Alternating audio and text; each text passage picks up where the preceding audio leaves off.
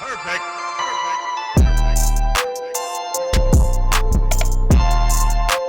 Hallo, willkommen. Hey guys, how's it going? So I've done a video on what I didn't know about Germany before I went, and I know I've done a video on things that you should know before you go to Germany, but I really haven't touched on stuff of what you shouldn't do. Basically the don'ts of Germany. Just kind of thinking there was some stuff that kind of popped up. It's like, well, I kind of told you what you should know to better prepare you to go there, but I never really kind of touched on things that you just shouldn't do. So I figured I'd kind of just toss out a couple things. Basically, if you go there, these are the don'ts that you want to, the things you don't want to do when you go to Germany. All right, so the first one is the Autobahn. Don't take the Autobahn lightly. I know you can get an international driver's license and rent a car from the airport and drive to whatever city that you're staying at. But the Autobahn was, I consider myself a decent driver. The Autobahn, there's sometimes a lot going on. Germany is very strict on their rules. So they like to obey, they obey their rules. In the United States, sometimes we'll have freeways that are up to 5 or 6 lanes wide. Most of the freeways I saw in Germany are 2 lanes. We have that rule that a lot of people don't like to follow, to where you get your fast lane, your cruise lane, and then your I'm just gonna go the speed limit type lane. So you're only supposed to pass on the left, but in the United States, a lot of times I'll just see people in the far left lane, the fast lane, doing the speed limit. It's very frustrating. Don't do that in Germany. You'll get rear-ended. And the left lane is literally for passing. You stay in the right lane. If you want to pass someone, blinker. Use your damn blinker. Look, make sure no one's hauling in the left lane. Move over, pass, and then get out of the way. Yanni's told me a story where some dude was hauling and some lady wasn't paying attention and pulled out in front of him and he whacked her. You gotta pay attention. So, something to look for. Just be careful, be cautious. It seems like a lot of fun, not having the rules for the speed limit and stuff. I want to go fast. But it comes with a price, so keep your eyes out, be careful. The next thing is don't throw your bottles away. Germany's very big on recycling. It's one thing I noticed almost initially is that underneath the sink they had 2 trash cans, and one was for paper and one was for plastic. And then other things, glass had their certain deal. Again, more rules. They're very strict on recycling and where to put their trash. Well, thing on this one is the German font system. So font in German means deposit. Basically, if you go to the store and buy a bottle of water or buy a pack of beer or anything that has plastic or glass, you're going to pay an additional fee when you make that purchase of that item, depending on how big the bottles are, how many there are and stuff like that. When you finish them, save them, bring them back to the store, and they'll have a big machine where you can feed your bottles in, and it scans the barcode and stuff and gives you that money that you paid extra for those bottles back. So I always tease Johnny, it's I'm basically getting money back for drinking beer. So I'll go and buy a deal of beer, drink it, and then I get rewarded with money. It was €3.10 or a little over €3, and I get rewarded for drinking all that beer and bringing it back. But it's the same thing. Plastic bottles you get more money back for, but the same thing also goes for festivals and glasses and stuff. I actually have a glass. You guys have seen it in one of the beer videos. I used it over there. I got this at a festival and I paid, I don't know, I think it was another additional €1 or €2 if I'm not mistaken. And then at the end of the night before you leave, you're supposed to go back and be hey, here's my glass that you let me use to drink the beer, and you get whatever you paid for this deposit back. It's kind of a cool thing where if you want to keep the glass cool, they're getting their money's worth for it. And if you don't want to keep the glass, they get their glasses back and don't have to say buy new glasses every time they do events.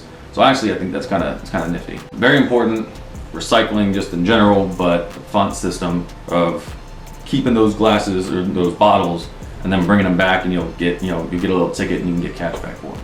Number 3 goes to, blending in. The don'ts of what to wear. I know some people are I don't care, to get the extra attention, that people look at them, whatever. You're that kind of person, live your dream, go for it.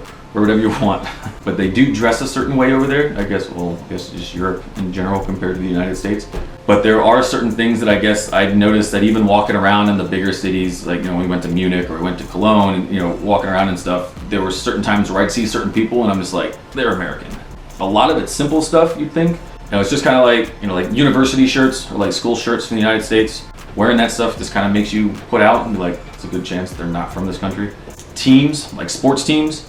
I did notice Yanni's cousin is a big Patriots fan, and he would wear, a Patriots hat once in a while, or I think I remember him having some shorts with the Patriots logo on it, And so, I mean, they do wear it, but you know, sometimes you'll see people show up and they got like the hat and the shirt and the shorts with the logo, and you know, it's just like, it's kind of obvious. A lot of people don't spend the extra money to buy that merchandise and then get it all shipped over and stuff like that. Like, it's obvious you're kind of from the States.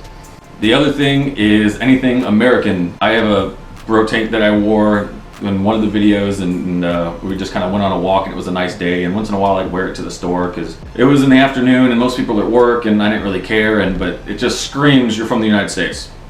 I got looked at. A lot of people were staring. It just, you know, they see that, it's something they don't see every day, especially in the smaller towns. It's just, it is what it is. I'm not saying don't wear it, live your dream.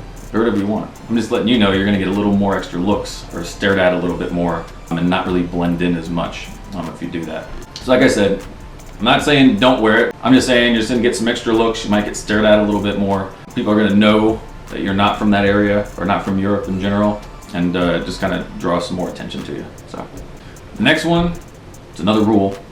Don't jaywalk and don't cross the street if the light doesn't tell you to walk. I noticed this when we were in Cologne, walking around a lot, where our hotel was and where we were trying to get. There were some times, and when we walked through Cologne in the video, you saw some parts of that. And first light we came to when we were walking, had the intersection had the lights telling us when to walk. And I kind of looked both ways and just instinctively, like I do here, there's no cars coming, started walking. And you know, Yanni and her cousin were both just kind of like, "What are you doing? Like it's red." And I'm like, "But no one's coming. You wait until it tells you it's green, and then you can walk." I'm like, "Okay." Well, apparently you can actually get fined for that. It's breaking a rule. Like, you're supposed to wait. It's just the safety thing of it. You know, wait till it turns green and then go. So just wait. I know sometimes it pushes you back, time constraints, but just wait till it turns green. The last one is more like a social thing.